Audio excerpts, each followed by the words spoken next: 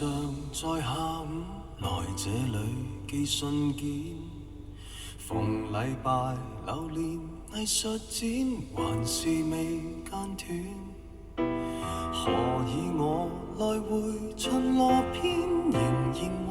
你擦肩，還仍然在各自宇宙錯過了春天，只差一點點即可以再會面，可惜偏偏剛剛擦過，實變埋伏過，孤單感更赤裸，總差一點點先可以再會面，彷彿應該一早見過，但直行直過，只差一個眼波，將彼此錯過。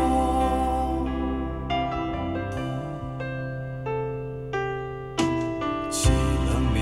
踏上地下鐵，能與你碰上麼？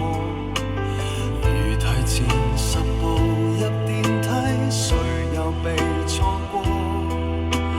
和某某從來未預約，為何能見更多？全城來撞你，但最後處處有險阻，只差